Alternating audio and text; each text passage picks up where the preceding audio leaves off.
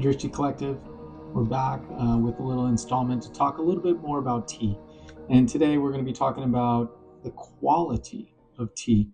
So we're going to be walking you through a couple of different things. This is very unscientific, just my own personal feel and looking at the marketplace. And, I've tried several hundred types of tea and I've been able to drink a lot of bad tea. And I've done that on the behalf of all of humanity so that we can focus on really drinking higher quality tea and tea with chi. And so we're going to walk you through that a little bit. I'm also going to be preparing a little bit of tea for myself. Today I'll be drinking a 1980s Shen Pu'er tea, which will hopefully wake me up a little bit. So the first tea type that most people commonly know in the West is tea bag tea. Now, tea bag tea is tea that's often found in the supermarkets, grocery stores, things of that nature. And they've really reduced tea to this fast-paced thing. You just grab a tea bag and you throw it in your cup and you go. You pour in some hot water and you're done with it. There's no real intention behind tea bag tea and when you're drinking it per se, other than maybe to enjoy a cup of tea or to enjoy a certain flavor type. But really, this tea bag tea doesn't have a lot of potency. Why not? Why doesn't it have a lot of potency? One, because unfortunately, tea bag tea is generally like the hot dog of tea. What do I mean by that? A hot dog is generally all of the gizzards, all the worst parts of the animal that they cannot sell. They literally wrap up into a hot dog and then sell it back to the public. Unfortunately, tea bag tea is kind of like that. So when you're going for that tea bag tea, understand that higher quality tea is coming down a conveyor belt. And the little dirt and things that shake off of that, they literally save that and put that into a tea bag and serve it back to you. Another thing is tea bag tea is generally grown on commercial farms. It also is generally grown with pesticides, herbicides, fertilizers, and the like, and therefore will generally be seen as lower quality tea. This is often the tea that is, for most tea connoisseurs, will be difficult to drink. Unfortunately, in the West, this is the kind of the baseline of what we're used to drinking, and therefore we find it acceptable. Moving up the ranks, also to take consideration, is that those tea bags generally have a lot of microplastics inside of them. There's very few companies that are really doing tea bag tea properly, where they'll maybe have a paper bag or a linen bag or a cotton bag. But unfortunately, most tea bags are made out of millions of microplastics, and you have to understand that you're heating that up with boiling hot water, and those microplastics are shedding into your microbiome, into your stomach, and into your gut, which is going to create potential problems down the road. So we really don't want to divulge ourselves or invest in tea bag tea unless you absolutely need to. That's kind of a worst case scenario for somebody that has a fondness for tea. Another thing to consider is, what is the intentionality behind tea bag tea? It's kind of similar to coffee, slam and go, let's get on with our day. Smoothies, slam and go, let's get on with our day, just get as much nutrition as you can and just kind of go. And it kind of the antithesis of tea, which is asking us to really slow down, be receptive, still the heart and quiet the mind and listen. And so if that's our intention, then we're going to want to look at a different quality of tea. Now, the next level of tea would be good tasting tea, right? And again, this is very unscientific. Taste is also like beauty. It's in the eye of the beholder. It's in the perception of your tongue, what you prefer as a flavor profile versus potentially somebody else. And that's completely up to you. Now, the difference is that it actually has that flavor. You can taste it and you're like, wow, this actually tastes good. It could be quite enjoyable to you even, right? But unfortunately, even if it's good tasting tea, it may be grown with conventional methods in a very large commercial farm. And, the intention might be like a quick cash grab versus actually providing or herb that could be medicinal or healing to the guest. So that's something to consideration. The third level would be high quality tea. What do I deem high quality tea? This was a tea that would be grown organically or biodynamically. It may still be in a commercial operation, but that commercial operation may want to have a little bit of a more clear intention with how that tea is grown, how it's processed, how it's marketed, how it's packaged, and how it's delivered to the marketplace. Maybe in more harmony with nature and the cycles of life.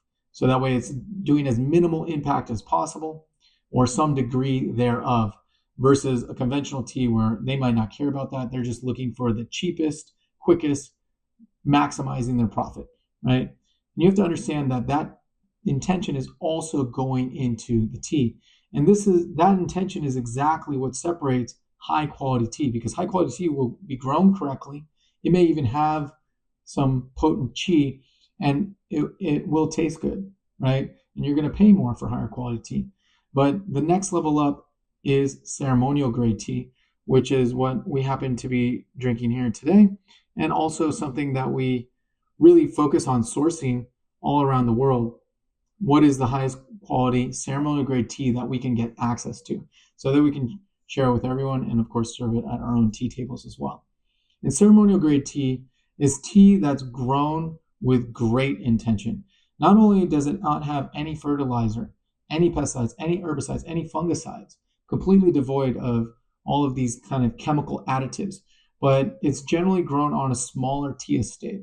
This tea estate may be family run or been in the passed down for generations from family member to family member, and they're carrying a lineage of tea mastery through their bloodline and into the cultivation of the tea. So this tea is not just any sort of old tea. This is the pride and joy of the family, literally the lifeblood of that family. And it could also be associated with, like, let's say, an indigenous tribe where they're very connected with the tea. They actually have great respect and reverence for the tea. And they may even perform rituals during the processing of the tea or pray over it or send their loving intentions into this tea as well throughout it. So the entire processing, growing from planting the seed to nurturing that seed, watching that tree, plucking the leaves, everything is done with great care and intention. This love, this intention is literally translated through the leaves of the trees all the way down to the table that it's served upon. And if you have an intention from the way it's grown all the way to the packaging, to the shipping, to the person that's serving the tea to you, that cup will have been infused with so much care and attention that you will feel the literal difference of that. I can't quantify that. I can't scientifically say how I know that, but from testing a variety of teas, hundreds of teas, sitting with a variety of tea masters around the world, this is something that is palpable, known as the qi of the tea.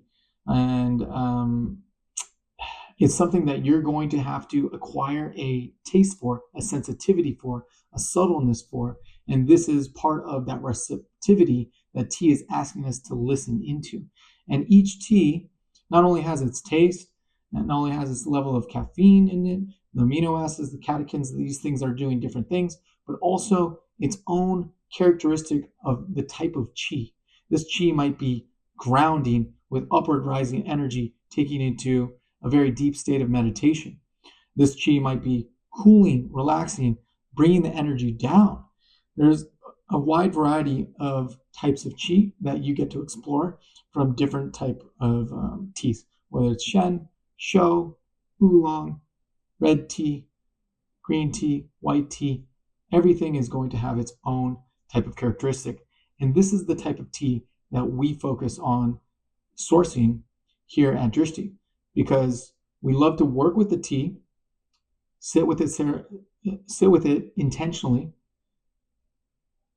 to receive from the tea, to listen. I'm going to receive a little tea right now.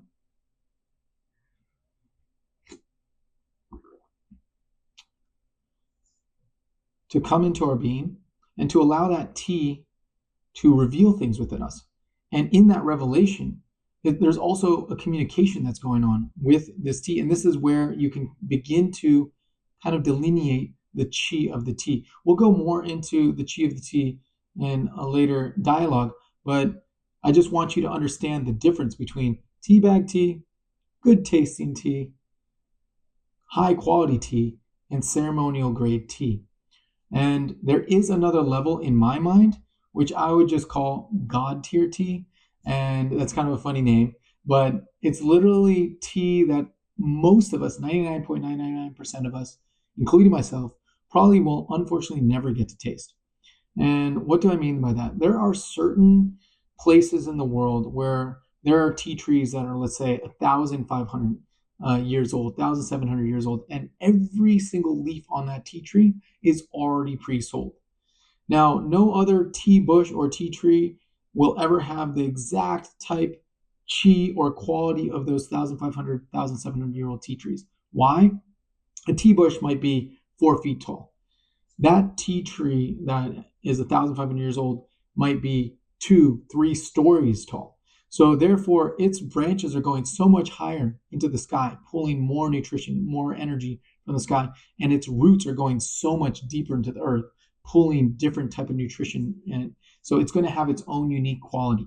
Unfortunately, this type of tea from these certain estates that are very highly regarded as auspicious or sacred spaces, or even tea trees that have been around for hundreds, if not thousands of years, they're already pretty much accounted for every single year, and their tea is highly prized. Also, the classics, basically tea that once it starts goes into 80s, 70s, 60s, 50s, even into the 1930s, I've heard there's certain cakes that end up being on auction sites, and these cakes can go anywhere from $300,000 to $1 million. So for the average tea drinker or ceremonialist, this may be out of our financial means, and so it's wishful thinking. However, what I've heard from the people that have actually experienced this type of tea, they generally say that most tea, like let's say you get a really good ceremonial grade tea, you'll be able to experience tea up to about a 95% percentile. But if you want to experience 100%, like the absolute creme de la creme, top of the mountain, highest quality tea, well, you're going to pay a lot. You're going to pay a premium for that extra 5% to get to the top of the top. So that's why we specialize primarily in ceremonial grade tea, and of course, we have plenty of that available on the Drishti House website.